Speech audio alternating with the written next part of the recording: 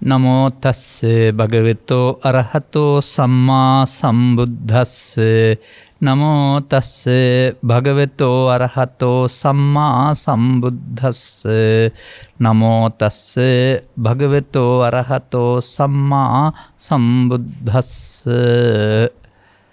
දුර්ලභං ච manussත්තං බුද්ධෝත්පාදෝ ච දුර්ලභෝ දුර්ලභා khana sampatti saddhammo parama දුර්ලභෝති. ධර්මානුශාසනාවෙහි සදහැවර අනුග්‍රහක දායකත්වයේ දරන්නා වූ යූල ප්‍රමුඛ මෙම මොහොත ධර්මානුශාසනාවක් ශ්‍රවණය කිරීම සඳහා ඉඩකඩ කරගත්තා වූ සදහැවර පින්නතුනි, අනුග්‍රහක බවතුන් මට මෙන්න මෙහෙම අදහසක් ඉදිරිපත් කරලා තිබෙනවා. ඒ අනුව තමයි මේ ගාථාව මම තෝරගත්තෙත්. නැත්නම් මේ ගාථාවෙන් ඕනතරම් මම බණ කියලා ඇති. බලන්න සවන් දීලා දුර්ලභ වූ මිනිසත් බව ලැබූ යමෙකු ලද නිමේෂයේදී නිර්වාණය සාක්ෂාත් කළ යුත්තේ කුමන හේතුවක් නිසාද යන්නත්, නිර්වාණය සාක්ෂාත් කර ගැනීම සඳහා ගත යුතු මාර්ගයේ පැහැදිලි වන අයුරින් ස්වාමීන් වහන්සේට කැමැති පරිදි ධර්ම දේශනාවක් කරන ලෙස ගෞරවයෙන් ආරාධනා කරමු. මේ නිසා තමයි මම ඔය අදාළ ගාථාව ගත්තේ. දැන් මේකේ පෙන්නනවා දුර්ලභ වූ මිනිසත් බව ලැබූ යමෙකු ලද නිමේෂයේදී නිර්වාණය සාක්ෂාත් කළ ගැනීමට ගත යුත්තේ කුමක් නිසාද කියන එක පිළිබඳව. මේ පිළිබඳව ත්‍රිපිටකයේ සූත්‍රයක් බලන්න නෙමෙයි කතා කරන්න ඕන. ත්‍රිපිටකයේ සූත්‍ර සියල්ලේ අදහස් ටික එකතු කරගෙනයි මේක කතා කරන්න ඕන. ඇයි manussත් බව දුර්ලභයි කියන්නේ? ඕනතරම් මේ මිනිස්සු පේන්නේ ඉන්නේ. එහෙම සම්මතයෙන් බැලුවොත් එහෙම අපට ඇහැට පේන මට්ටමින් විතරයි මිනිස්සු පේන්නේ, සත්තු විතරයි පේන්නේ. අර භූතාවා සම්භවයේ සීවා නැත්තම් ඇහැට නොපෙනෙන දිට්ඨාවා අද්දිට්ඨාවා එහෙම ඒවා අපට අහු වෙන්නේ නැහැ. ලෝකය විනාශ වුණත් සම්පූර්ණයෙන්ම ආපහු බ්‍රහ්ම ලෝකේ ඉඳලා එන අය ලෝකේ පළවෙන්නන් බවට පත් වෙනවා කියලා තමයි ලෝකෝත්පත්ති කතාවේ තියෙන්නේ. එයා තමයි ලෝකෙ මැව්වේ කියලා හිතනවායි කියලා පළවෙනිෙන් ආපු නිසා. ඒ කියන්නේ මේ ලෝකේ විනාශ වුණාට මිනිස් වර්ගයා ජීව ලෝකේ එතනින් ඉවර නැහැ. මින් එහාට පරලෝකීය අපාගත දෙවියන් අතර බ්‍රහ්මයින් අතර ඉන්න ඔක්කොම මේ ලෝකේ විනාශයේදී විනාශ වෙන්නේ නැහැ. මේ ලෝකේ කියන්නේ පෘථිවිය කියන එකනේ. ඒ නිසා මේකේ ආරම්භයක් අවසානයක් නැහැ. සත්ව විශයත් කොච්චරද කියලා කියන්න පුළුවන් කමක් නැහැ. නමුත් මේ මිනිසුන්ගේ ඉතිහාසය අරන් බැලුවම බුදුදහමට අදාළ නැතත් අප කියවූ ඉතිහාස ග්‍රන්ථ වලින් සඳහන් වෙනවා මේ සංස්කෘතීන් කලින් කලට හටගෙන විනාශ වෙනවායි කියලා. එබඳු ඓතිහාසික සංස්කෘතීන් තුනක්ද කොහෙද මත්පැන් පානයේ යාම තුලම විනාශ වී ගියයි කියලා කියනවා.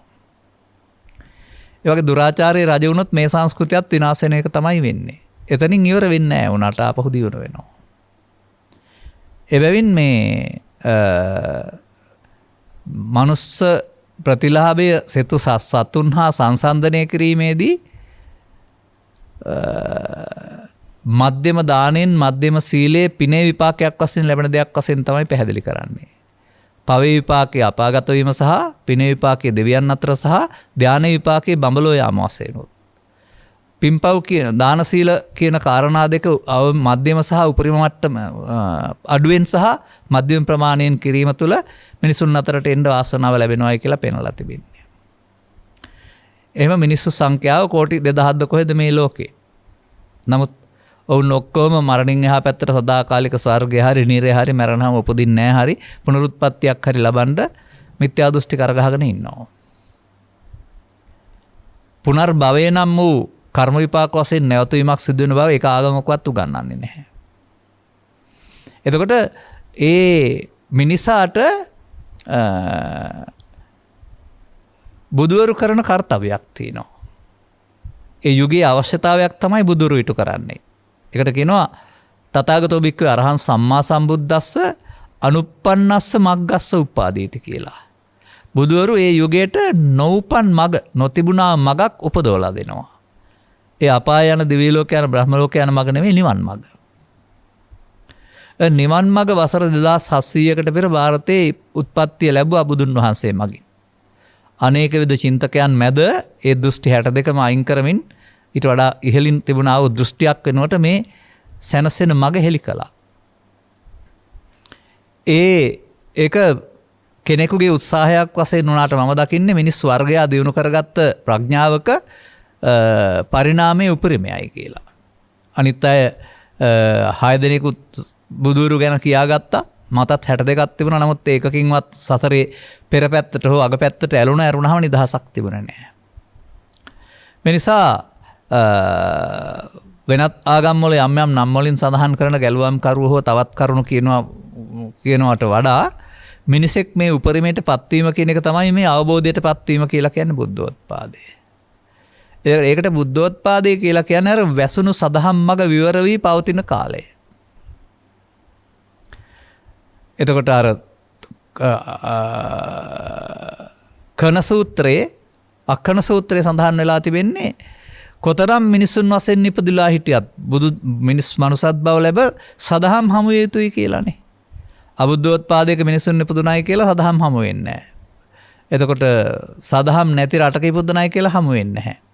ඒ වගේම අංග විකල මන්ද බුද්ධික ගඳගොළු බිහිර වෙලා හමු වෙලා වැඩකුත් නැහැ. പ്രേත ලෝකේ හමු වෙලා වැඩකුත් නැහැ. අසඤ්ඤ තලවල හමු වෙලා වැඩකුත් නැහැ. එහෙම පෙන්නනවානේ. සාධක එකතු වීමක් නෙමෙයි පෙන්වන්නේ. එතකොට අපි එහෙමනම් වසර 2700ක් ඉක්මවා ගිය කාල තුල බානක පරම්පරාව විසින් කටපාඩමින් රැකගෙන ආවා වූ සහ අනතුරු ග්‍රන්ථකරණයෙන් පොත් ගුල් වශයෙන් පොත් පරිස්සම් කළා වූ වාචික පෙළ දහමක් නැති වුණත් පෙළ දහමක් ත්‍රිපිටකයේ තියෙනවා අපිට. එතකොට ඒකේ සිංහල පැහැදිලි කිරීමේ අවුල් තිබුණාට නැත්නම් තේරුම් ගැනීමේ අවුල් තිබුණාට මේක හොයාගන්න පුළුවන් කෙනෙකුට හොයාගන්න පුළුවන්. එහෙම හොයාගන්න අය පිළිබඳව විමුක්තායතන සූත්‍රය සඳහන් කරනවා. කොතරම් රහතුන්ගෙන් හිස් වුණත් ආපහු පහළ වෙන්න බැරිකමක් නැහැ කියන එක විමුක්තායතන සූත්‍රයේ පැහැදිලි කරනවා. ඒ බුදුන් දෙසූ දහම හෝ එබඳු සබ්‍රහ්මචාරී කෙනෙක් දෙසූ දහමක් අසා නුවණින් මෙනෙහි කිරීමෙන්. එහෙනම් අපිට මේ පෙළ දහම් කියවලා බලලා නුවණින් මෙනෙහි කරපුවාම වැරදි අනිත්‍ය වෙනකොට හරි අනිත්‍ය, වැරදි පංච උපාදානස්කන්ධය හරි පංච උපාදානස්කන්ධය, වැරදි ප්‍රමාද වෙනකොට වැරදි අප්‍රමාද වෙනකොට නිවැරදි අප්‍රමාදය මේවා හොයා ගන්න පුළුවන්. පළවෙනි ක්‍රමයේ කතා කරන්නේ අහන්න ගිහින්. දෙවෙනි ක්‍රමයේ කතා කරන්නේ අහන්න ඕන නෑ, දෙසන්න ගියාපුවාම දේශනා ප්‍රඥාව වැඩෙනවා ටික ටික. දැන් අපි මේ බණ කියන්නේ එක අවුරුද්දක් නෙවෙයිනේ, අවුරුදු 40ක් ඉවර කරලා බණ කියන්නේ. එතකොට අපිට ආරම්භයේ අපි ධර්ම දේශනා කරපු ආකාරයත් අද බැලුවොත් එහෙම කොතරම් දේශනීය ප්‍රඥාවක් කරුණු පැහැදිලි කිරීමක් ගැඹුරට අපි යනවද කියලා. අන්න ඒක ඕන කෙනෙකුට හොයනවා නම් සිද්ධ වෙනවා. දෙවෙනි මාර්ගය ඒක තමයි දේශනා කරන්න යාමෙන් ගැඹුරට යන්න වෙනවා. එතකොට අත්පටිසංවේදී ධම්මපටිසංවේදී කියලා කියනවා. අර්ථයේ විශේෂයෙන් ධර්මයේ විශේෂයෙන් දැනගන්න හම්බ වෙනවා. එහෙම නැත්නම් තවත් ක්‍රමයකුත් තියෙනවා. අද ඔය පිරිත් කියනවා කියන අර්ථයෙන් සඳහන් වෙන එක එදා සඳහන් කරලා තිබෙන්නේ සජ්ජායනය. සෙත්පතා පිරිත් කියව නෙමෙයි, ධර්ම කරුණු සජ්ජායනා කරනකොට ඒ භාෂාව ඔස්සේ ඒකේ අර්ථ ගැඹුරට තේරෙන්න ගන්නවා. ඒකතලිනුත් ධර්මයේ මතුවෙන්න පුළුවන් කියලා තියෙනවා. එහෙමත් නැත්නම් ධර්ම කරුණක් සම්බන්ධයෙන් අනුවිචක්කණය, අනුවිචාරණය, මනසානුපෙක්කණය කියලා වචන තුනක් තියෙනවා. නැවත නැවත හිතලා කල්පනා කරලා බැලීම අපි කර දෙයක් තමයි ඒක. ඔය අද අපි ඉදිරිපත් කරන අදහස් මේ සූත්‍ර දේශනා සම්බන්ධයෙන් කවුරුවත් කියලා දීපුවා නෙවෙයි තියෙන්නේ. ඔය දෙසන්න ගිහින්, කියවන්න ගිහින්, අනුවිතර්කණය කරන්න ගිහින් තේරුම් ගත්ත දේවල්. තවත් ක්‍රමයක් තියෙනවා. වැරදි සමාධියක් උපදවාගෙන ඉන් එහාට දියුණු වෙන්නේ නැත්තේ ඇයි කියලා හොයන්න ගියොත් කෙලස් ටික එහෙමම තියෙනවා, මගපලත් නැහැ. ඒක ඒ වැරදි සමාධියෙන් එහා පැත්තටත් කරුණු හොයාගෙන හරි පැත්තේ සමාධියට ගිහින් මතුවෙන්න ඉඩ තියෙනවායි කියලා. එනිසා අපි ඇත්ත කියලා පිළිගත්තොත් මලියුදයුගේදී රහතුන්ගෙන් හිස්සුණයි කියලා ආපහු දියුණු වෙන භික්ෂු පරම්පරාවේ, භික්ෂුණී පරම්පරාවේ ප්‍රතිඵලයක් වශයෙන් මේ මාර්ග පහෙන් එකකින් සද්ධර්මයේ එළියට ආ හැකි. ඒ පිළිබඳ කිසිදු ආකාරයක චකිතකින් සැකයකින් නෙවෙයි මම කතා කරන්නේ. අන්න එතකොට බුද්ධෝත්පාදයක් තුළ සදහම් යට වෙන්න පුළුවන් කාලයක් තියෙනවා, නමුත් මතු වෙනවා.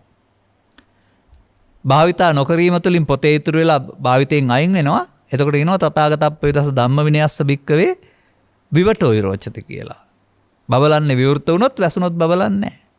ඉතින් සියවස් ගණනාවක් තිස්සේ ඔය පෘතුගීසි ලන්දේසි ඉංග්‍රීසීන්ගේ සටන් නිසා ස්වාමින් වහන්සේලාට ඕවර් කරන්න ඉඩ නැති වුණා තරඟකාරීත්වය නැත්තම් නොසලකා හැරීම තුළ පටිච්චන්න වෙන්නේ ඇති. නමුත් සංඝරාජනාහිමියන්ගෙන් ආරම්භ වුණා වූ පරපුර උපසම්පදා 3ක් 4ක් ඔස්සේ නිකාය කොටස් ගණනාවක් ඔස්සේ බුද්ධිමතුන් පහළ වෙනවා එහාට එහාට. ඒක පරිණාමීය අවශ්‍යතාවයක්. කෙනෙක් හොයා ගැනීම වෙනුවට සත්‍ය අර බුදුන් වහන්සේ හොයාගත්ත දේ මතුවීමයි වෙන්නේ. 아무තෙන් හොයා ගන්නව නෙමෙයි. එතකොට අන්න එහෙම සත්‍ය මතුවෙන යුගයකදී ශන සම්පත්තිය කියන්නේ මොකක්ද කියලා තේරුම් ගන්න වෙනවා. ඒ ශන සම්පatti ලාභියාට තමයි මග ගන්න පුළුවන් පාර හම්බ වුණොත්. ඒ ශන සම්පatti ලාභය විස්තර කරන විදිහවල් ගත්තාම දුෂ්ට වූ 8ක් සමග ශන සම්පatti එකක් පෙන්නනවා.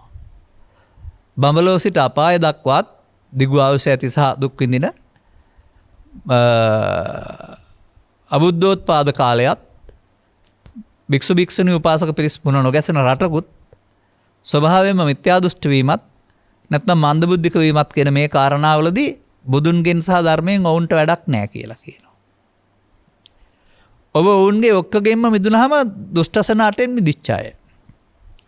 අර දොර ගාවට ඇවිදින් දොර අරගන්න ඉන්න අය කියලා කියන්න පුළුවන් නේ. නෝ සෙන සම්පත්තිය විග්‍රහ කරන විදිහේ තියෙන ඌණතාවයක්. මේ ඇස්කම් නාස දිවකය අඩුවක් නැතුව තියෙන එක කියලා කියනවා මට ඇහිලා තියෙනවා කලක් තිස්සේ.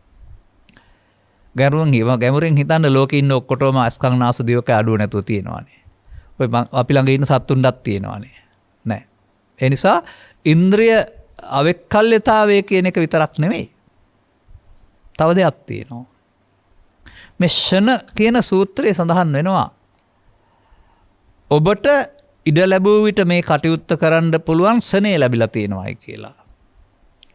ඒක දෙපැත්තේ පෙන්නනවා ශනේ නැති අයගේ කණ්ඩායම් දෙකක්. ශනේ කියන්නේ තත්පරේ නෙමෙයි අවශ්‍ය විට මේ කටයුත්ත කරගන්න පුළුවන් ප්‍රඥාව තියෙන මිනිසා. ඒක පෙන්නනවා සලායතන නිරේ කියන වචනයක් තුලින් පවෙන් අපායගේ පුද්ගලයා.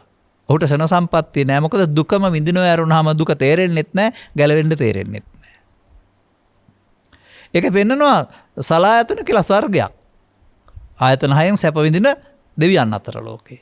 ඔවුන්ට දුක තේරෙන්නේ නැහැ, සැප විතරමයි තියෙන ජීවිතාවසානයේ දක්වාම. එතකොට දුක හේතුව දකින්න බෑ. ඒ නිසා අපායත් දුෂ්ටක්ෂණයක්, දිව්‍ය ලෝකයක් දුෂ්ටක්ෂණයක් වශයෙන් තමයි මම තීරණය කරන්නේ මේ ස්කන සූත්‍රය අනුව. අපට ප්‍රපත් තියෙනවා, දුකක් තියෙනවා. දෙකම උපේක්ෂා තහගතර බවට හදන්න අදාළ ප්‍රඥාව නැත්තම් කරන සම්පත්තිය තියෙන්නේ අපට. ඔය අක්කන සූත්‍රයේ සඳහන් වෙලා තියෙනවා මනුස්ස ලාභං ලද්දාන සද්ධම්මේ සුප්පවේදිතේ. ඒකණං නාදිගච්ඡanti අතිනාමෙන්තිතේ කණං කියලා. මනුස්ස ප්‍රතිලාභය ලැබ මනාකොට දිසූ සදහම් හමු වුණාම ඒ අවස්ථාව ප්‍රයෝජන ගන්න ඕන අවස්ථාව නොසලකා හැරියොත් ඔය ශනේ ඉක්මවා යනවා. ශනේ ඉක්මවා ගියොත් දුෂ්ටක්ෂණ 8ට අහු වෙනවා. ලෝකයා කල්පනා කරපදි බ්‍රහ්ම ලෝකයකින් හරි දිව්‍ය ලෝකයකින් හරි සසරෙන් මිදෙන්න තියෙනවා කියලා විශ්වාස කරන්න නම් එපා. කවුරු හරි හදපු බොරු. කන සම්පත්තිය තියෙන්නේ බුද්ධෝත්පාදයක මිනිසාට. මේ දෙපැත්ත උපේක්ෂාවට හදන්න පුළුවන්, තේරුම් ගන්න පුළුවන් මිනිසාට. දෙවියන්ට තේරුම් ගන්න ඕනේ නැහැ සැප තියෙන නිසා, අපාගත සත්වයාට දුක නිසා තේරෙන්නේ නැහැ. මේක තේරුම් ගන්නත් ඕනනේ. පාරම කියන්නේ දුක දැකලා හේතුව දැකලා නැතිව තන මාර්ගය. එතන දුක හේතුව දකින්න පුළුවන් වෙන්න ඕනනේ. දුක හේතුව පේන්නේ නැහැනේ දෙවියන්ට. ඒගොල්ලෝ හිතන් ඉන්නේ සක්කායෙන් මිදලා නිවන් සැප ලබනවායි කියලා. බ්‍රහ්මයෝ ගැන කවර කතාවද? මෙන්න මේ ඉදිරිපත් කරපු කාරණා අනුව ගත් කල අපි මිනිසුන් අතර සුපිරි මිනිසුන් වෙලා. එහෙම නැත්නම් මේ සසරින් ගැලවෙන දොරටුවට වඩාත් සමීප අය බවට පත් වෙලා. ඒකට තේරුම් ගන්න ඕනේ නම් මේ සසර ගමන නිමා කරන්නට අවශ්‍ය දොරටු විවෘත කරන්න පුළුවන් බුද්ධෝත්පාදයේ සදහම් හමු වෙන ෂණ සම්පත්ති ලාභීන්ට පමණයි. අනිත් අයට දොරටුව වැහුණ එකක් ඇතුලේ ඇවිදින්න තියෙන්නේ. සසරෙන් එළියට යන දොරටුවට නෑ. සසරේ ඇවිදින්න පුළුවන් පව් කරමින්, පින් කරමින්, ධානය වඩමින් සසර නැමැති කූඩුවේ, සංසාර චක්‍රයේ. එතකොට මේ සදහම් මතුවෙනවා කියන එකත් කලාතුරකින් ලැබෙන අවස්ථාවක්. ඔබට සියවස් 50ක් විතර නැත් සියවස් නෙමෙයි වර්ෂ 50ක් විතර තිස්සේ ගුවන් විදුලියේ රූපවාහිනිය ධර්ම විහාරස්ථානයේ දේශනා වුණ ධර්ම දේශනාව ඔස්සේ බලනකොට මොනවද වන කියලා තියෙන්නේ? සිද්ධාර්ථ කුමාරයාගේ හැටි, ජයශ්‍රී මහ බෝධියේ හැටි, මංගල ධර්ම දේශනාව කර හැටි ඉතිහාසයේ තමයි කතා කරන්නේ ඔක්කොම ටික. වටාචාරගේ හැටි, කිසා ගෞතමගේ හැටි ඒකේ එදා සිදුවීම් ගැන කතා කරනවා ඇරුණාම අපි ගැන මොනම හැවිල්ලක්වත් නැහැ. අදටත් වෙසක් වලට වෙසක් ගැන, පොසොන් වලට පොසොන් ගැන, මිහින්තලාව ගැන කතා කරනවා ඇරුණාම ජාතක කතා, චරිත කතා කියා ඉන්නවා, පරණ සිදු වෙච්ච දේවල් කියා ඉන්නවා ඇරුණාම අප ගැන බැලිල්ලක් නැහැ. නමුත් ත්‍රිපිටක සූත්‍ර දේශනා කියලා කියන්නේ අපව පෙන්වන්නා වූ කැඩපතක්. මම සමහර වෙලාවට කියනවා ඕක. කුණු දුවිලි ගාගත්ත දරුවෝ පිරිසක් ඉන්නවා ගෙදරක. කැඩපතක් නැති නිසා උන්ගේ මූණේ ඇද පළුදු පේන්නෙත් නැහැ, කුණු දුවිලි පේන්නෙත් නැහැ, කෙහෙරැලි ඇදේ පේන්නෙත් නැහැ. කවුරු හරි කෙනෙක් බිත්තිය හයි කරනවා කැඩපතක්. දැන් කැඩපතට එබිලා බැලුවම කැඩපත නෙවෙයි පේන්නේ Taman. එතකොට කෙහෙරැල හදා ගන්න පුළුවන්, මූණේ පැල්ලම් මකා ගන්න පුළුවන්, දත්වල මැලියන් අයින් කර ගන්න පුළුවන්. ඒක පේන්නේ නැහැ නේ නිකන්. ඒ තමා පෙනෙන නිසා නේද? මා දකින්නේ සූත්‍ර දේශනා කියන්නේ ඉතිහාස විවරණ නෙමෙයි. ඉතිහාස විවරණකට ගත්තොත් එහෙම රාජ කතා, චෝර කතා, ගාම කතා, දෙතිස් කතා බවට පත් වෙනවා. බුදුරජාණන් වහන්සේ ගමින් ගමට යමින් ගස්වලට වාඩි වෙලා ජාතක කතා කිය හිටපු කෙනෙක් කියලා ඔබ හිතන්න එහෙම එපා. තවදුරටත් ජාතක කතාවල තියෙන සද්ධර්මය හොයාගන්න තරම් අපේ ප්‍රඥාවත් මදි. ඒ නිසා අපි තියෙන පාරකින් හොයාගනිමු. මොකද මේ ජාතකත් අයිති වෙන්නේ ත්‍රිපිටකයට. නමුත් ඒක නිවන් මඟක් භාවිතා වෙන්නෙම නෑ ඒකේ.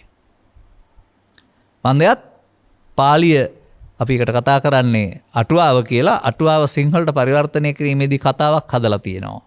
දමදිව හදාපු ජාතක පොත කියන එක. කතාවේ සිද්ධි විවරණයක් කරුණාම ධර්ම කරුණු නෑ. ඒ නිසා අපට ඒකට කිට්ටු වෙන්න බෑ. යම් යම් තැන්වල කාරණා පේනවා නමුත් කියන්නේ නැතුව ඉන්නවා. ඉතින් මේ පෙළ දහමක් කියලා එකක් තියෙන්නේ අපේ සූත්‍ර දේශනාවල, ගාථාවල. ඒ ඔස්සේ අපි අපේක කණ්ණාඩියක් බවට පත් කරගනිමු. බද්දවග්ගිය කුමාරවරුන්ගෙන් විමසුවේ අනුන් ගැන හොයන එකද වඩා වටින්නේ තමන් ගැන හොයන එකද? තමන් ගැන හොයන එක. ඒ තමන් ගැන හොයනවා කියන්නේ තමන්ගේ උස මහත බර උපැන්න සාතිකේ නම හොයනවා කියන එක නෙමෙයි. තමා කවුද? තමා දුකටපත් වන්නේ කෙසේද? ලෝකේ වරදින්ද තමන්ගේ වරදින්ද? එයින් මිදෙන්නේ කෙසේද? මේ පිළිබඳ ගවේෂණයක් තමයි හැම සූත්‍රයක් තුළම පවතින්නේ. අනේ නිසා අනුග්‍රහක බෞතුන් ඉදිරිපත් කරපු ආකාරයට මේ ලබාගත් ජීවිතය සසරින් මිදෙන්න දොරටුව විවෘත කරගන්න පුළුවන් එකම තැන ඒකයි ෂණ සම්පත්තිය කියන්නේ. ආයෙත් අපි මෙතනින් චුත උනායි කියලා කියමු. පිනෙන් හරි පවෙන් හරි පරලෝ යනවා. වෙනත් රටක, වෙනත් ජාතියක, වෙනත් ආගමක, වෙනත් අම්මලාගේ ආගමක් තියෙන අදහස් තියෙන අම්මලා ගාව ඉපදුනහම ආගම කියන්නේ වුන් අපට පටවන බරණි. මේ ලෝකේ තියෙන කිසිම ආගමක් වැරදි කියලා කියනවා. ඒ ආගමට වැඳුන අය උපතින්ම කරගහ ගන්නවා. ඒක හරි කියනවා.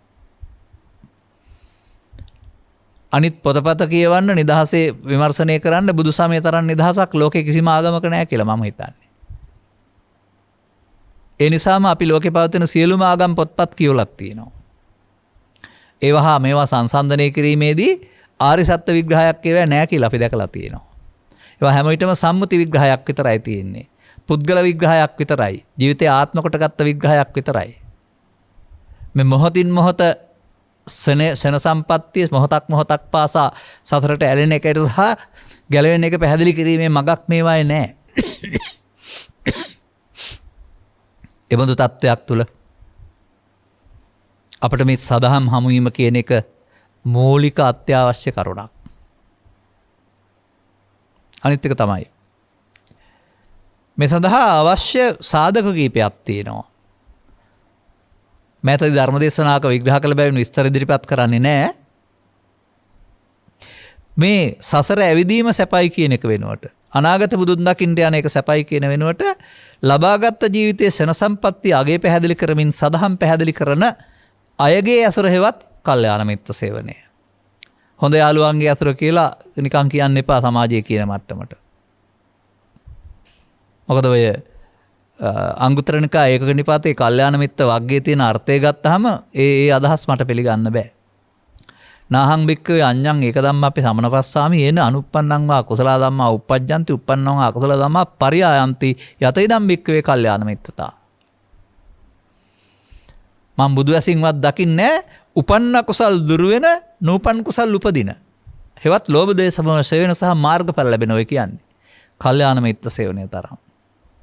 ගමේ ගොඩේ මිනිස්සෙක් අතමාරුවක් දීපුවාම ගෙදර බලාගත්තාම දොර වහලා ගියාපුවාම සතුන්ට කැම දීපුවාම කල්යාණ මිත්‍රයෙක් කියලා කිව්වට කමන්නේ සම්මුතිය. නමුත් මේ පෙන්වන්නේ බුද්ධ ආදී මහෝත්තම කල්යාණ මිත්‍ර සේවනය. දුකින් මිදෙන මගම පැහැදිලි කරලා දෙන අයෙකුගේ ඇසුර. අන්න මා උපන් සමාජයේ මගේ මවට පියාට මවගේ පියාට පියාගේ මවට මේ කාටවත් අර ජාතක කතා චරිත කතා අහලා සිල් රකින්න යරුණාම ඊට එහාට ස්කන්ධ ලෝකයක් තුළ අනාත්මය දකින දහමක් තිබුණේම නැහැ. ඔවුන්ගේ කල් ගත වුණා. ඔවුන්ට බැරි වුණා. ඒ කාලේ මතුවලා තිබුණේ නැහැ. ඉදිරියටත් යම් දවසක ආයෙත් යට වෙලා යන්න පුළුවන්. හැමදාම පවතිනවා කියලා කියන්නෙත් නැහනේ. එහෙනම් අර ත්‍රිපිටකයේ තියෙන උදාහරණය ගන්න. ආකාර දෙකකට තියෙනවා. ගොවියා කුඹරහන්න ගිහින් වියගහ කැරුණාම තියලා යනවා අනියර උඩින්. දරට දාන්නේ නැහනේ. මේක වැස්සක් වැහැලා වෙලට පෙරලිලා වෙලෙන් ඇලට ගිහින් ඇලෙන් ඔයට ගිහින් ඔයෙන් ගඟට ගිහින් ගඟෙන් මුහුදට යනවා. කැරුණ නිසා එක සිදුරයි තියෙන්නේ.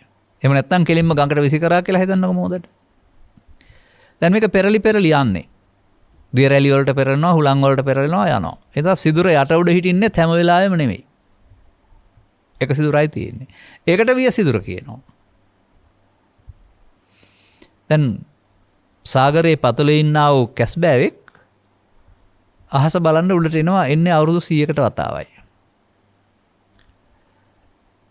ඒ සතාගේ ඇස වියසිදුර කෙලින් අහස බලන එක යොමු වීම වෙන්න පුළුවන්ද බැරි දෙයක්ද?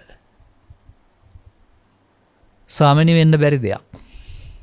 බුදුන් වහන්සේ වදාරනවා වෙන්න පුළුවෙනි. ඊටත් වඩා දුර්ලභයි මිනිසත් බව සහ සදහම් හමු වීම. ඔන්න ඔය දොරටුවේ වාසිය තේරුම් ගන්න. ඒ උපමාව.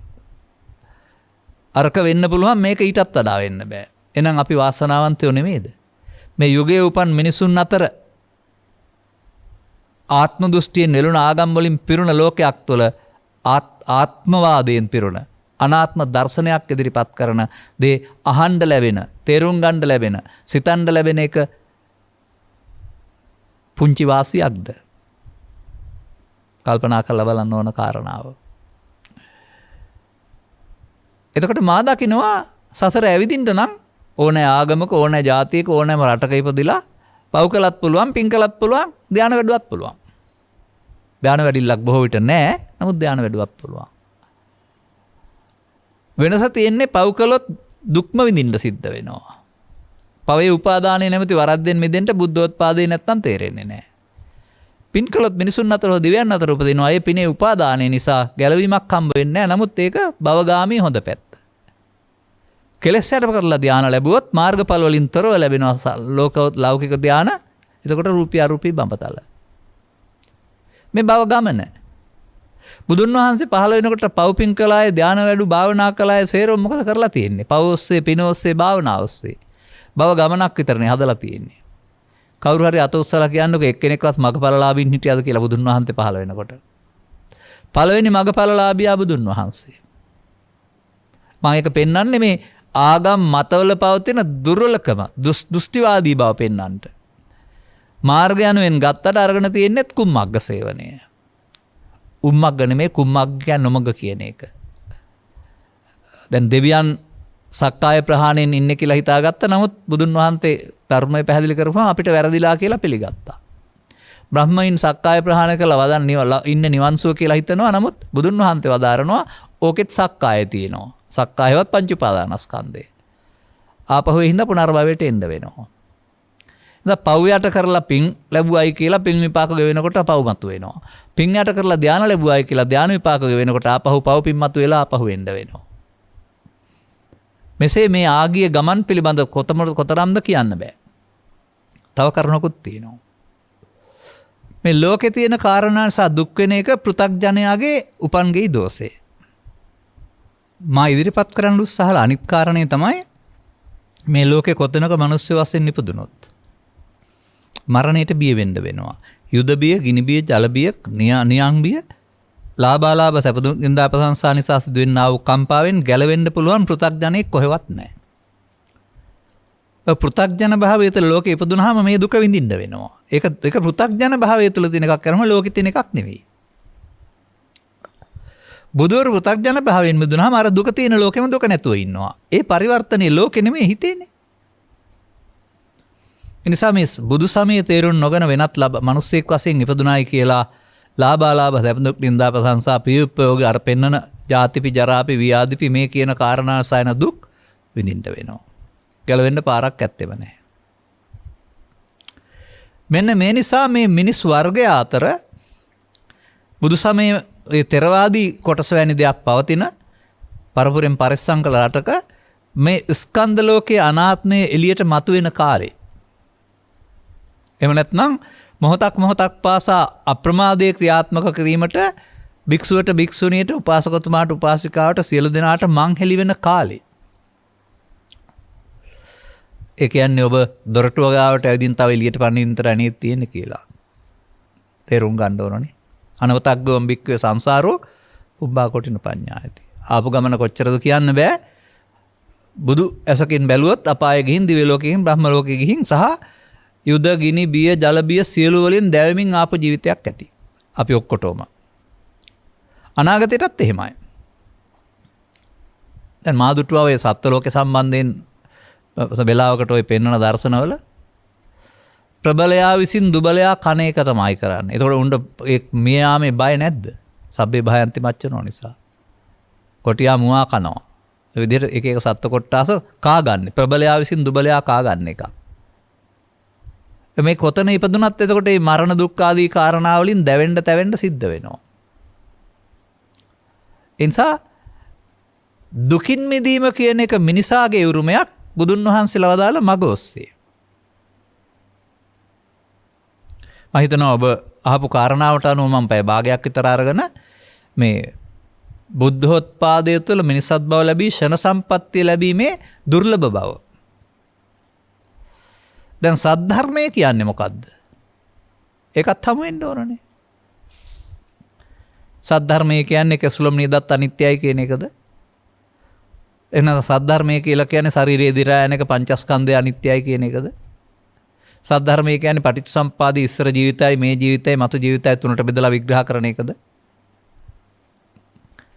එහෙමනම් මෙලහට මේ ලෝකෙන් භාගයක් සසර ගමනේ දුකින් මිදිලා. මොකද කලක් සීවස් 3ක් 4ක් තිස්සේ විග්‍රහ වුණානේ. විග්‍රහ කරන අය, කරන අය, ඉගෙන ගන්න අය, උගන්වන අය, ලියනවා කියනවා, පාඩම් කරනවා, දුකසේ මිය යනවා. එය න්‍යායක් විතරයි. ප්‍රායෝගික වෙන්න කාටවත් බැරි වුණා. ගුරුවරයාට බෑ, ශිෂ්‍යයාටත් බෑ. ඒ නිසා මොකක් හරි මේකේ අඩුවක් තියෙනවා. අන්නේ ප්‍රායෝගික වීම, ඉස්මතු වීම තමයි සද්ධම්ම පරම දුර්ලභෝ කියලා කියන්නේ. බලන්න මේ මත හරිද කියලා. සමාජයේ තියෙන මත ටිකක් මම මේ කියන්නේ. අනාගත බුදුවරයන් කම්ම ඉන්න ඕන.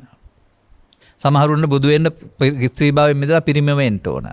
ප්‍රාර්ථනා කරන අය ඉන්නවා. සමහරු මැරිලම නිවන් දකින්න ඕන. සමහරු පාරමිතාම සම්පූර්ණ කරන්න ඕන. සමහරුට ගිහිව ඉඳන් ඕක කරන්න බෑ. වනාන්තරයටම යන්න ඕන. බුදුවරයෙක්ම පහළ වෙන්න ඕන. මේ මත තියෙනවා සමාජයේ. ඔය එකක්වත් පසුවදනක් වශයෙන් උපුටා දක්වපු හේතු වශයෙන් තියනවාද අපමාදෝ මත පදම් පමාදෝ මච්චුනෝ පදම් කියන ගාථාවේ?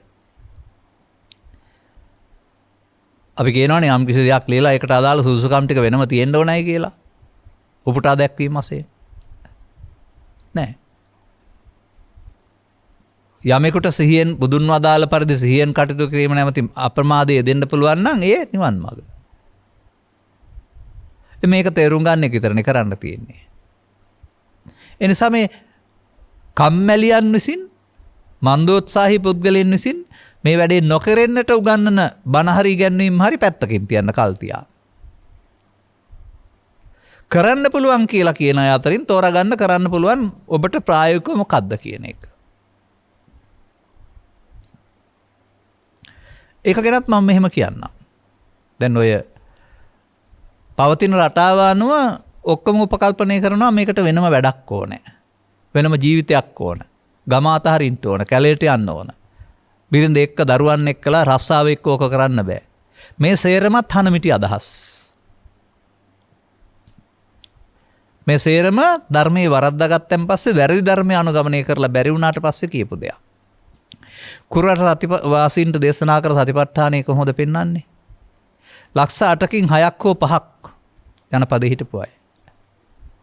පෞල් ජීවිත අතෑරියා කියලා තියනවද? ගොවිතැන අතෑරියා කියලා තියනවද? වෙළඳාම අතෑරියා කියලා තියනවද? නැහැ. සිව්විරියාවේදී සතිපට්ඨානින් වාසය කරයි කියලා තියෙනවා. සිහියෙන්. හැබැයි අපේ රටේ ඔය කාය වේදනා චිත්ත ධම්ම කියලා 4ක් වෙනම වඩන එක නෙවෙයි. ඒක මොකද්ද කියලා අපි පැහැදිලි කරලා තියෙනවා ඉස්සරහට. එතකොට මා දකින්නේ යහපත් ජීවිතයක් තුල සිහියෙන් ඉන්න එක වෙනම වැඩක්. යහපත් ජීවිතේ ඕන එකක්. යහපත් ජීවිතේ වෙන වෙනම ඕන තරම් වැඩ තිබුණට කමක් නැහැ. මව්පියා බලා ගන්නද, දරුවන් බලා ගන්නද, ගොවිතැන් කරන්නද, වෙළඳාම් කරන්නද, රාජ්‍ය සේවය කරන්නද, අතුපතු ගන්නද, සත්තු බලා ගන්නද, මකුළු දැල් කඩන්නද මොනවා. ඒ ක්‍රියාකාරකම් නෙමෙයි මේකේ පෙන්වන්නේ. ක්‍රියාකාරකම් ටික ලෝකෙට අවශ්‍යයි. ඒවා සම්බන්ධයෙන් ආස්වාදයක් තියෙනකොට ප්‍රිය වෙනවා, අනික අප්‍රිය කරනවා. අන්නේ ප්‍රියාප්‍රිය කිරීම වෙනුවට උපේක්ෂාවෙන් කරන්න පුරුදු වුණාම ඒ කටයුත්ත සමග යන්නා වූ දෙයක් ඒ මොහොත සමග සිහිය කියන එක. කටයුත්තට සිහිය නෙමෙයි. කටයුත්ත කරන ගමන් චිත්තාභ්‍යන්තරයෙන් එන්නා වූ සතුරු ටිකක් ඉන්නවා. ඒ සතුරු ටික එනකොට හඳුනා ගන්නට අවශ්‍ය සිහිය. අන්න ඒ කොටස අපි තේරුම් ගන්න වෙනවා. අපි ධර්ම දේශනාවල බොහෝ විට අගට එනකොට මේ කොටස පැහැදිලි කරනවා අපි මෑතදී. අපිව පුද්ගලයෙක් වශයෙන් කටයුතු කරනවා දකිනවා වෙනුවට අපිව මෙහෙවන බලවේගයක් අපි තුළ තියෙන බව තේරුම් ගන්න. දැන් නැති ඒ මොහොතට මතුවී උත්සන්න වෙන. ඒ උත්සන්න වෙන හැඟීමට අනුව කටයුතු කරන බලවේගයක් විසින් මිනිසා මෙහෙවන බව. අම්මා තාත්තා දුව පුතා ස්ත්‍රී පුරුෂයා දේශපාලනඥයා ඡන්දජායකයා හැමෝම අපි ඉක්මවා දකින්න ඕන. මම යනවා මම එනවා මම කනවා කියලා දකින්නට එහා ගිය දැක්මත් දකින්න වෙනවා. ඒකට අපි ගන්නවා චිත්තේන නියති ලෝකෝ කියන එක. මේ ලෝකේ කයෙන් ගෙනියන්නේ නැහැ සිත විසින් ගෙනියන්නේ කියලා. සිතේ හදාගන්න ලෝකයේ විසින් මරණයෙන් එහා පැත්තට කය අතෑරුණාට අපායටත් දිව්‍ය ලෝකෙටත් බ්‍රහ්ම ලෝකෙටත් ගෙනියන්නේ සිත විසින් කියන එක. කායික වාචික මානසික සකල විද ක්‍රියාවන්ගේම මූලිකත්වයේ සිත දරන බව. ඒ සිත යම් යම් අවස්ථාවලදී බලපෑම් තුනකට යටත්ව කටයුතු කරන බව. ඒක අපි තුලින් ඉගෙන ගන්න ඕන. අන්න ඒකයි අර මේ ඉතිහාසය ඉගෙන ගත්තට හෝ ලුම්බිනි සල්ලු වෙන කෙනෙක් ඉගෙන ගත්තට ඕක තේරෙන්නේ නැහැ කියලා කියන්නේ. මේ ළඟදී ඔය මේ 70 ගණන් වල වගේ පෙම්වතියක් අරන්ගෙන දුන්නේ නැහැ කියලා මේ ගුවන් යානයකට කොට වෙලා බැටරි කාලක් පිටේ බැඳගෙන ගුවන් යානක් පැහැරගත්ත කතාවක් තියෙනවා. ඉතාලි ගුවන් යානයක් කලිතාලියා කියලා. සේපාලේක නායක කතාව කියලා. එතකොට මුළු ගුවන් යානවම රියදුරා සමග අත්අඩංගුවට ගත්ත නැත්නම් ප්‍රාණාපකරුවන් බවට පත් කරගත්තා මරණයි කියලා. දැන් ඉතින් බොරුවට පිස්තෝලයක් තිබිලා තියෙන්නේ. තුවක් තිබිලත් නැහැ බෝම්බයක්. නමුත් බැටරි කැල් ටිකක් කොන්ද තිබිලා තියෙනවා. දැන් ඒකට බය වෙලා මැරෙයි කියලා බය අවදාළ තැනට ගුවන් යාන අරන් ගියානේ. අනේ එහෙම යටත් වෙනවට කියනවා ප්‍රාණාපකරුවන් කියලා. ඒ වගේ මේ බෞද්ධයා නැත්තම් මිනිස්සයා ඉගෙන ගන්න ඕනේ Taman ප්‍රාණාපකරුවන් 3 දෙනෙක් යටතේ ජීවත් වෙන අසරණෙක් කියලා. ඔය කොතරම් ලොකුකම් කතා කළත් අපේ හිත ඇතුලේ ඉන්නා වූ බලවේග තුනක් අපි පාලනය කරනවා. ඒ තමයි ප්‍රාණාපකරු 3 දෙනා. මෙන්න මේ ප්‍රාණාපකරුවන්ට යටත් වෙන ජීවිතය තමයි දුක්සහගත තියෙන්නේ. මේ ප්‍රාණාපකරුවන් 3 දෙනාගෙන් නිදහස් වෙන එක ජීවිතය තුළ කරන්න ඕන එකක් වශයෙන් තමයි බුදු සමය පෙන්වන්නේ. ඔළුව ඇතුලේ පුද්ගලයෝ 3 දෙනෙක් ඉන්නවා කියලා නෙමෙයි මේ කියන්න හදන්නේ. ළමා කාලයේ පටන් ටික සිතට එකතු කර ගැනීමෙන් බලවත් වෙන්නා වූ සිතට එන අදහසට කියනවා විතර්කය කියලා. ඒ මොහොතේ හිතට එන අදහස. අදහස් 3ක් බුදුන් වහන්සේ වදාරනවා. කාම විතර්කය, ව්‍යාපාද විතර්කය, විහිංසා විතර්කය. දැන් මේක අහනවානේ මග මොකක්ද කියලා. දැන් ලැබී තියෙන කාලයට අනුව මගක් මේ පැහැදිලි කරන්න හදන්නේ. එතකොට ලදරු කාලයේ සිට මහලු කාලය දක්වා විදශේෂ්ත්‍ර ජීවත් වෙමින් හරිහම්බ කරන්න යන පෘථග්ජන පුද්ගලයා ලෝකෙත් සමග ඇලෙමින් ගැටෙමින් මේ ත්‍රිවිධ විතර්කය බලවත් කරනවා. බලවත් වෙනකොට අපේ පාලනය වුන්ගේ අතට ගන්නවා. අපි තමයි වැඩ කරන්නේ කියලා කතා කළාට ඒ වෙලාවට මට ඉන්නවා මැරෙනවා පෙවුන්නේ නැහැ කියලා කතා කරන්නේ. ඇයි ඒ හැඟීම විසින් ඔබ මෙහෙවපු නිසා නේද? ඔය මෑතදී පුවත්පත්වලගේ කතාන්දර කීපයක් අරගන්න. අරගෙන බලන්න සමහරු මිය ගියේ, සමහරු එල්ලුම්ගස් ගියේ, සමහරු අංග විකලයන් උනේ කාගේ වරදින්ද කියලා. එතකොට තේරෙයි මේ වැඩේ කරලා තියෙන්නේ පුද්ගලයෝද පුද්ගලයා ගාවට ආපු ආසක්ත වූ හැඟීමද කියලා.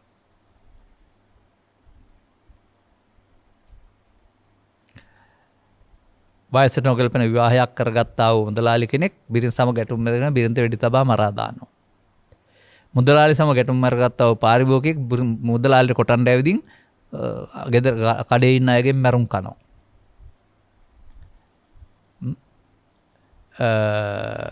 දෙපළක් තුළ ඇති වුණා වූ ව්‍යාපාරික දියුණුවක් තුළ ඇති වුණා ඊර්ෂ්‍යාවෙන් දුර්දිග ගිහින් එක ව්‍යාපාරිකයෙක් අනෙක් පුද්ගලයා ඝාතනය කරනවා. ඒ පැත්තේ අය ගිහින් සම්පූර්ණ ව්‍යාපාරය ගිනිබත් කරනවා. එක්කෙනෙක් පරලෝ අනිත් එක්කෙනා එල්ලුම් ගහේ. මේ වගේ කතා ටිකක් අරන් බලන්න කවුද මේවා කරලා තියෙන්නේ කියලා. නීතිය පුද්ගලයෙක් වැරදිකාරයෝ කළා ඊට එහායින් බලන්න. මේ හැමතැනකම ආදරය හෝ කරුණාව හෝ මෛත්‍රිය හෝ ඉවසීම හෝ තිබුණාද?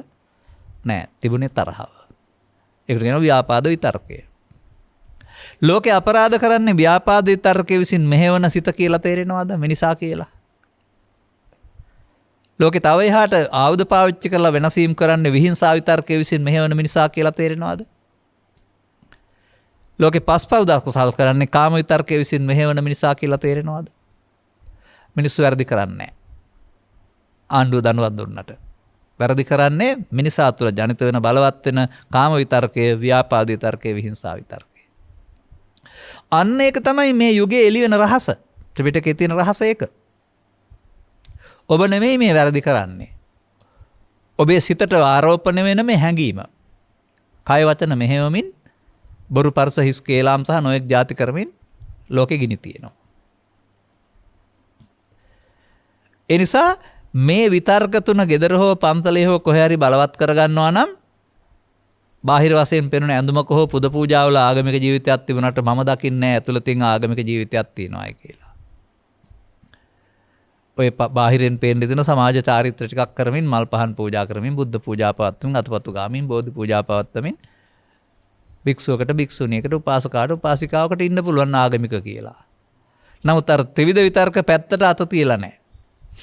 ඒ ගැන අවධානය යොමු කරලමත් නැහැ. අර කොහෙද ඉන්නේ? දසවස්තුක සම්මාදිට්ඨිය පින්කලොත් විපාක තියනවා කියන එකේ ඉන්නේ. පෘථග්ජන භාවයේ තුල ඉන්නේ.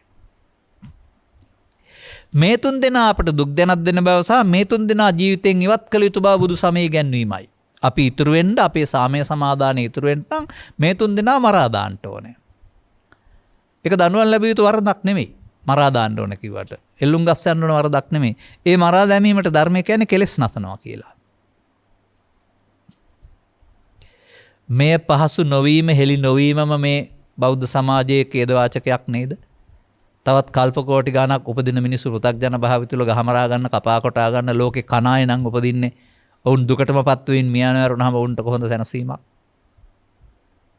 බුදුවරු පහළ වී එලිකල දෙයින් ප්‍රයෝජන ගන්න තරම් කන වාසනාවන්ත වෙන්නේ නැහැ. තේරුම් ගැනීම වාසනාවන්ත වෙන්නේ නැහැ. අනුගමනය කිරීමට අදහසක් එන්නේ නැහැ. සසරටම යන්න හදනවා. දැන් මෙන්න මේ තුන් දෙනා එන වෙලාවට මේ තුන් දෙනාට යටත් වෙන එක තමයි අපි කළේ. මගේ ජීවිතේ වැළුවත් ළමා කාලේ ඉඳලා මට පේනවා ඕක තමයි කරලා තියෙන්නේ කියලා. කොතරම් හොඳට හිටියත් පුද්ගලයෙක් වශයෙන් හොඳට හිටිය බව ඇත්ත. නමුත් මේ ත්‍රිවිධ විතර්කය අපි පාලනය කරනවා කියන එක ත්‍රිපිටකයේ කියවලා තේරෙන කල් දැක්කේ නැහැ. දැන් අපි දකිනවා ලෝකේ හැමතැනම ත්‍රිවිධ විතර්කයේ ලෝකේ පාලනය කරමින් මිනිස්සු දුක් ගෙනත් දෙනවා. දැන් අපි දකිනවා ත්‍රිපිටකයේ මේක මිනිසා තුළ දුර්වලකමක් වැඩෙන හැටි අපහාන සංඥාව තුළින් සහ මිනිසා තුළින් දුර්වලකම ප්‍රහාණය කිරීමට පහාන සංඥා උගන්වලා තියෙන බව. මමද එතකොට උගන්වලා තියෙන්නේ? නෑ, තිලෝගුරු බුදුරජාණන් වහන්සේ. ගිරිමානන්ද සූත්‍රයේ විතරක් නෙමෙයි තියෙන්නේ. බොහෝ තැන්වල තියෙනවා. බොහෝ තැන්වල අනුගමන යුතු ක්‍රියාමාර්ගයේ වශයෙන් පෙන්වන්නේ ත්‍රිවිධ විතර්කයන් නොයසීම. තවත් සූත්‍රයක තියෙන දවසට කියන්නම් හම්බ වුණා. මේ තියෙන එක කියලා. මං හිතන්නේ මම කන හරි එහෙම නැත්නම් නාග හරි කියලා සූත්‍රයක් දේශනා කළා මේතදී. මේ නාග එකේ තියෙනවා. මේ ඝාතනය කිරීම කියන යටතේ ඝාතනය කරන්න තියෙන කෙලෙස් කියලා. අන්න ඒ විදිහට අපිට අපි පිළිබඳව වෙනස් කෝණයකින් බලන්න වෙනවා. පුද්ගලයෙක් වශයෙන් මම යනවා එනවා කනවා බොනවා කියලා බලන්නේ නැතුව කයිස්ස දෙකක පාලනයක් යටතේ කය සිත විසින් මෙහෙවන බව. සිතට එන බව, එකතු වෙන්න පුළුවන් බව සහ එකතු නොවී අතහරින්න පුළුවන් බව අපේ හැකියාවක්. එකතු වෙන බව බලවත් කළ බැවින් ඕනෑකට එකතු වෙලා තමයි පුරුද්ද තියෙන්නේ. ආපු හැඟීමට එකතු වෙලා ඒවා කයින් වචනෙන් පිට කරන එක. ත්‍රිවිධ විතර්ක ඔස්සේ. නමුත් තථාගතයන් වහන්සේ දැකලා දාලා මේ තමයි මිනිසා දුකටපත් වෙන පාර. මේ ත්‍රිවිධ විතර්ක බලවත් කරලා කවදාවත් සැනසෙල්ල ඉන්න හම්බ වෙන්නේ නැහැ. ඒ නිසා උන්වහන්සේ ත්‍රිවිධ විතර්කයන්ගෙන් මිදෙන මගක් පහාන සංඥා. ඒක මේ ලෝකෙට එලි කරලා තින්නේ අපි නෙමෙයි. අපේ කාගේ මුකෙන් පිට වුණත් තථාගතවරු ඒක එලි කරලා තිබෙන්නේ. ඒකට කියලා තියෙන වචනට අදාළ දේ කරගන්න තේරෙන්නේ නැහැ.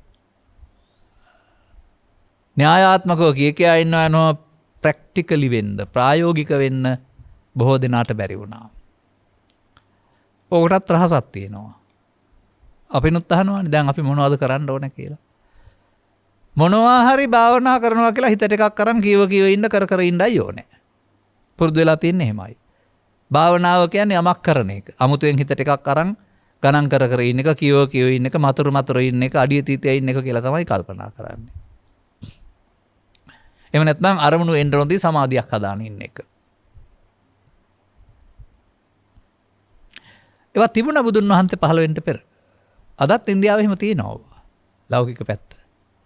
ඇයි මේ ත්‍රිපිටකේ ප්‍රහාණ සංඥාවල උප්පන්නම් කියලා වචනයක් පෙන්නලා තියෙන්නේ? මෞකසින් බිහි වුණයි කියන එකද කියන්නේ නෑ. ඇසෙන් කනෙන් නාසයෙන් දිවෙන් කයෙන් අවදි වූ තැන් පටන් නින්දට යනතුරු උප්පන්නම් හට ගන්නවා. කොහෙද විලද හටගන්නේ? අපි විසින් පෝෂණය කළා වූ චිත්තාභ්‍යන්තරයේ තිබී එළියට එනවා. ඒ වෙලාවට ආපු කෙනා අපේ කය වචන මෙහෙवला තමන්ටත් අයහපතක්, අනුන්ටත් අයහපතක්, රටටත් අයහපතක්, පරලොවටත් දුගතිගාමී වෙන්න වැඩ කරලා දෙනවා. ඔබද නෑ කාම විතර්කයේ, ව්‍යාපාද විතර්කයේ, විහිංසා විතර්කයේ.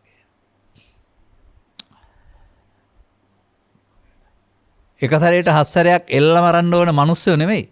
කාම විතර්කයයි, ව්‍යාපාද විතර්කයයි, විහිංසා විතර්කයයි. පුළුවන් නම් මේ මොකක්ද ඒකට කියන්නේ ඔය පහුගිය කාලේ තිබුණ එල්ලුම් ගහ කියලා එකක්. එල්ලුම් ගහක් හදන්න ඕනේ ඒකට. බාහිර ලෝකේ එල්ලුම් ගහ හදන්න බෑ නේද? බුදුරජාණන් වහන්සේ තමන්ගේ හිතේ එල්ලුම් ගහ ඇදුවා. මේ තුන් දෙනා එල්ලලා මරන්න. එන වෙලාවට මද්දර දැම්ම උඩට ඇද්දා මැරෙනවා නේ එතකොට. නමුත් රිංගල යන්න නෙදීලා තියෙන්නේ. එන වෙලාවට රිංගල යන්න දීලා තියෙනවා මග ඇරලා යන්න.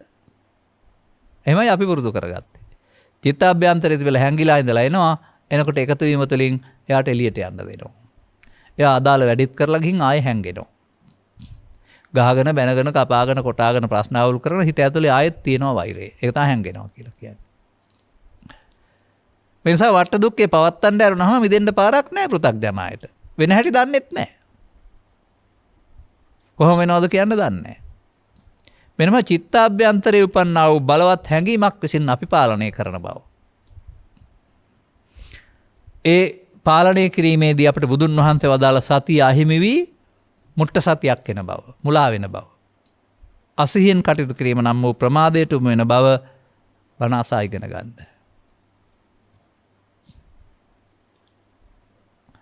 අනතුරු මේ තුන්දෙනා ඔබට උපදින්නේ කොහෙන්ද කියලා ඉගෙන ගන්න.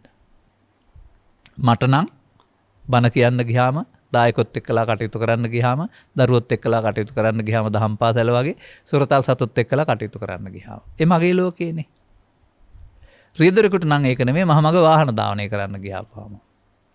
අනික හිතුවක්කාර රියදුරෝ, ත්‍රිවිල් රියදුරෝ, මොටර් සයිකල් කරුවල් වෙට්ටු දාන්නකොට තමයි යාගේ විතර්ක උපදින්නේ. කොන්දස්තර මහත්තයාට නම් බස් එකට ගොඩ වෙනවා කියන දේ අහන්න නැතුවම, මුඛාවරණ පළඳින්න නැතුවම, ටිකට් ගන්න නැතුවම. ගුරුවරයාට නම් ළමයි අභ්‍යාස කරන්න නැතුවම, කියන දේ අහන්න නැතුවම. ආයතන ප්‍රධානියට නම් සේවකයෝ උදේට දවල් වෙලා එනකොට කල්තියා හොරෙන් පැනලා යනකොට අදාළ වැඩ ටික කරන්න නැතුවම.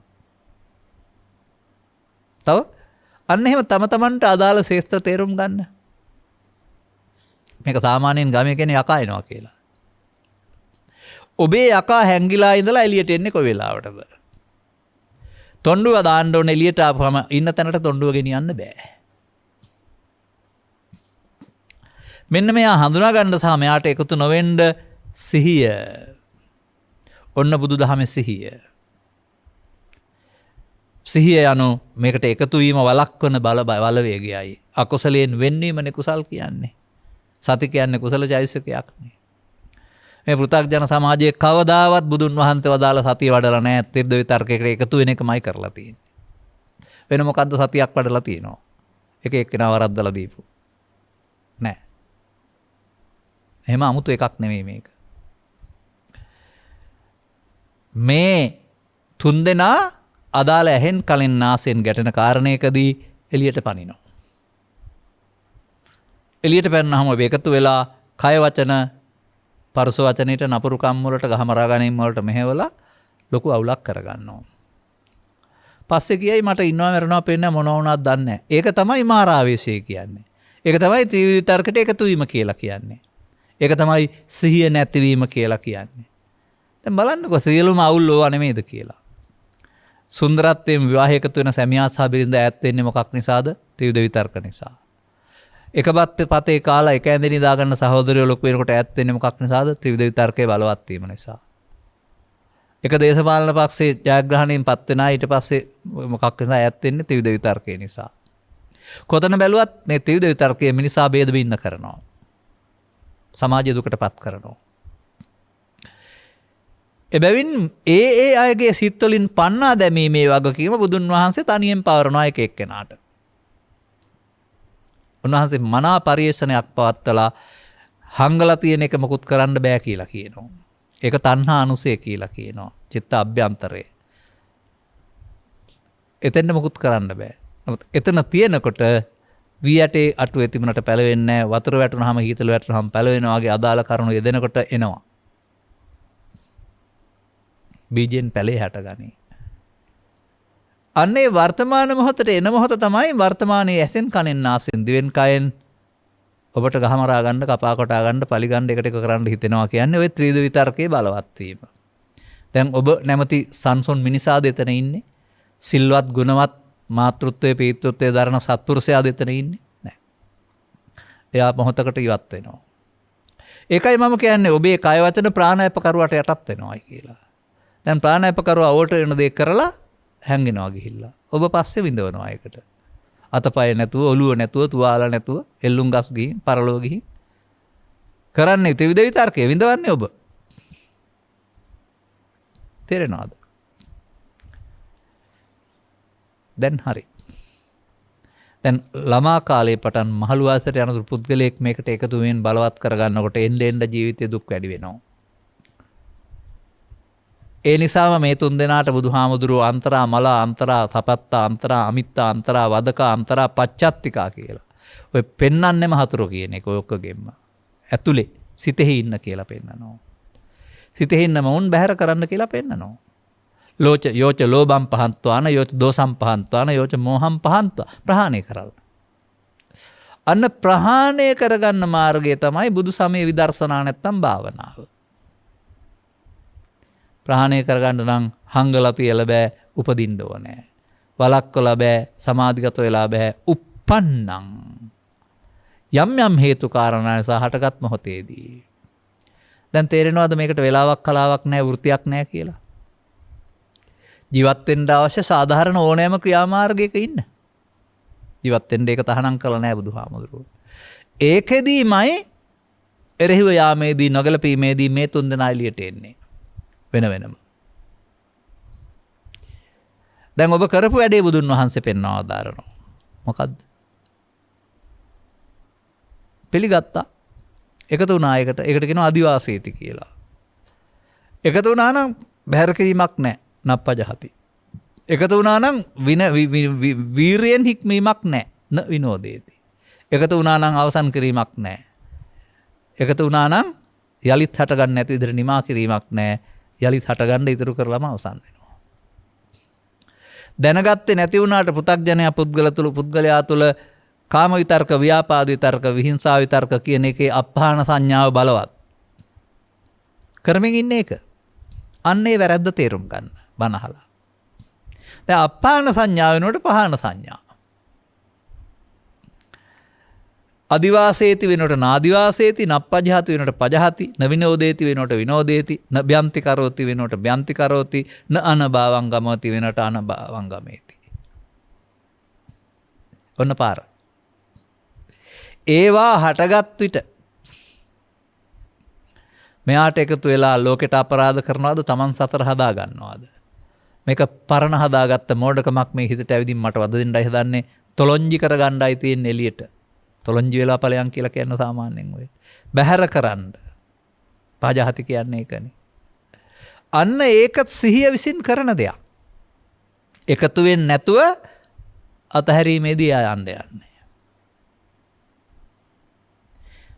මේ සඳහා බුදුන් වහන්සේ වදාළ න්‍යායක් පාවිච්චි කරන්න පුළුවන්. සිත හටගත්ත ගමන් මැරෙන්න ඕනේ. එතකොට ඒ ලහු පරිවත්තන් න්‍යායයට ක්‍රියාත්මක කරපුවාම එකතු වෙන්නේ නැත්නම් මැරෙනවා. නමුත් ඒකට අර එක නැවකින් ගොඩ වහිනකොට තව එකට ගොඩ වෙන්න ළඟට තට්ටුවක් කිට්ටු කරාම ඒකට ගොඩ වෙනවා වගේ අපි මේ උපන් එකෙන් ඊළඟ චිත්ත වීතියට ගොඩ වෙනවා. ඒක තමයි එකතු වීම කියලා කියන්නේ. පවත්නවා. අරක වෙනයි පැවැත්වීම තවත් කාරණයක් වර්තමානයේ. එහෙනම් එන එක නවත්තන්න බෑ. එන එක සහ පැවැත්වීම සහ එන එක සහ නැවැත්වීම දෙකක්. එන එක සහ පැවැත්වීම ප්‍රමාදයයි. ඒකට එකතු වෙලා. එන එකට එකතු නොවීම බුදුන් වහන්සේ වදාළ අප්‍රමාදයයි. මට නම් ඉතින් තව අවුරුදු 50ක් ජීවත් වෙලා බණ කියන්න උනත් කියන්න තියන්නේ ඔක තමයි.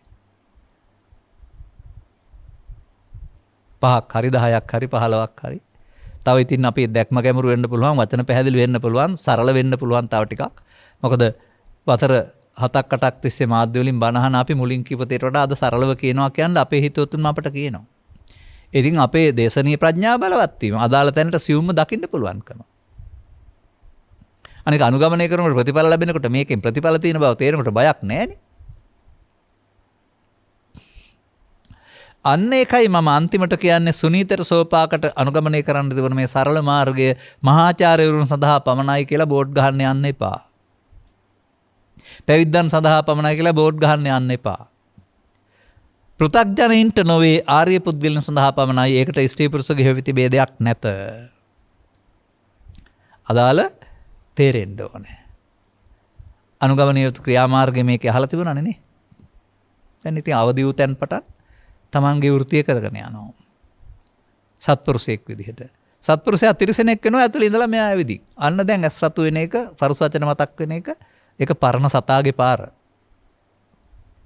එයාට ඉඩ නොදෙන එක. එයාව පාලනය කරන්න තමයි සිහිය ඕනේ. ආවා එකතු වුණා සිහි නැත්නම්. ආවා සිහිය තියෙනවා නම් මැද්දට පැන්නා එකතු වීමක් නැහැ කැඩුනා. සිහියෙන් කටයුතු කිරීමේ කියලා අප්‍රමාදයෙන් මේක වාරණය වෙන හැටි අත්හදා බලන්නකො 3-4 සැරයක් ඇත්තද කියලා. අනතුරුව එදිනදා ජීවිතයේ Tamanට කැමති පරිදි ගත කරන ගමන් ඒ හැම මොහොතේදීම විදර්ශනා වඩන්න කර්මස්ථාන ඔබට හම්බ වෙයි. uppannam කාමිතක්කං uppannam ව්‍යාපාදිතක්කං uppannam විහිංසා විතක්කං යටතේදී. ඊට පස්සේ බොහොම සන්තෝෂයෙන් කරන්න පුළුවන් දෙයක් මේක. ඒ විතරක් නෙමෙයි හංගපු දේවල් එළියට එන එක කරදරයක් වෙන්නේ නැහැ. ඊට පස්සේ ඇවිදින්මනේ අයින් වෙන්න ඕනේ. එනවට කැමති. ඒකේ දුකක් තියෙනවා පොඩ්ඩක්. ඒක දරාන අයින් කරන්න වෙනවා. නමුත් අනිත් අය එනවට අකමැති ඒකේ දුකක් නිසා. ඒ මත්පැන් බීලා අමතක කරන්න, කැලේ ගිහින් අමතක කරන්න, ගෙදරින් ගිහින් අමතක කරන්න, රට ගිහින් අමතක කරන්න. ඔක එක ක්‍රම පාවිච්චි කරනවා. නමුත් චිත්තාභ්‍යන්තරයේ ඇතිතුරු යට කළාට බෑ කවදා හරි එනවා. මේ ටික හිස් කරනවටනේ පහන කියන්නේ. හිස් කරලා බලන්න තියනවද කියලා විවේකයක්, සැනසෙල්ලක්. හිස් වෙනකොට ලබති පීතිපමෝඥම් ප්‍රීතිපමෝදයක් ලැබෙනවා. ඒකටයි නිවන කියන්නේ කියලා බුදුහාමුදුරුවෝ අදාරලා තියෙන්නේ ඔය. ඔබ විසින් වරද්දාගත් වැරදි පාරේ යන අතහැර දමා ඔබ නිවැරදි පාරක් අනුගමනය කළ යුතුයි. අන්න දැන් බලන්න මෙන්න මේක තේරෙනකොට මේ දෙපැත්ත බෙදන එක, ලාභාලාභ වශයෙන් බෙදන එක, බෙදන්න නැතුව උපේක්ෂා සහගත වෙන එක. ඇලීමෙන් ගැටීමෙන් තොරව දෙපැත්ත අතහරින එක තමයි ෂණ සම්පatti කියන්නේ. අර අපාගත සත්‍යයට එක කරන්න බෑ. දුක විතරයි. දෙවියන්ට එක කරන්න බෑ සැප විතරයි. අපට සැප දුක දෙකම එනවා. සැප දුක දෙකම අනාත්ම වෙන්න. ෂණෙන් මැදට එන්න පුළුවන් උපේක්ෂා සහගත වෙන්න. බාර නොගැනීමෙන්. විතර්කණය නොකිරීමෙන්. මෙන්න මේක නැවත නැවත බලමින් වාසය කරනවාට කියන අනුපස්සී විහෙරති. නැවත නැවතත් බලමින් වාසය කරන්න වෙනවා එනකල්. තියෙනකල් බලන්න වෙනවා. අපට දවස් 7 සිට අවුරුදු 7ක් දක්වා කාලයක් බලන්න තමයි බුදුහාමුදුරුවෝ දීලා තියෙන්නේ. එදාට තෙරේවි කීනා ಜಾති වසුතම් බ්‍රහ්මචරියං කතං කරණීයං නාපරං ඉත්තත් ආයති අබ්බඤ්ඤාසි කියලා. හිත ඇතුලේ තිබී හට ගැනීම ශයවිය කීනා ಜಾති. එබැවින් සිහියෙන් කටයුතු කොට බඹසර වැසීම අවසන් විය. උසිතං බඹසර වැස නිමා විය. කළ යුත්ත අවසානයේ කතං කරණීයං වෙනත් කළ යුතු දෙයක් නැත. ඒ තමයි මහා මහ නිවන. ඔය ත්‍රිපිටකවල අගට තියෙන්නේ සූත්‍රය ඕන තරම්.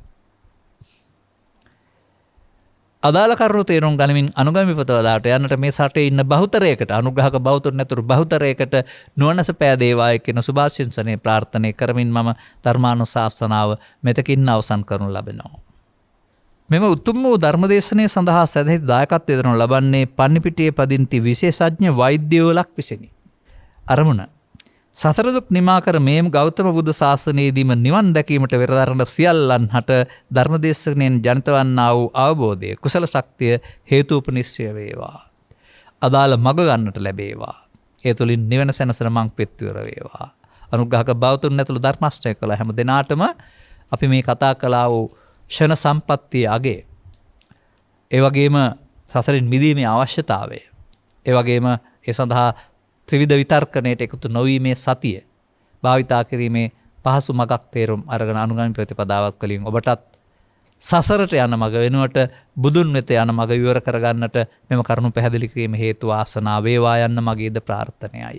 සබ්බීතියෝ වජ්ජන්තු සබ්බ රෝගෝ විනස්සතු මාතේ බවත් අන්තරායෝ සුඛී දීඝායුකෝ බව හැම දිනාටම තෙරුවන් සරණයි. රාගක්ඛයෝ නිබ්බානං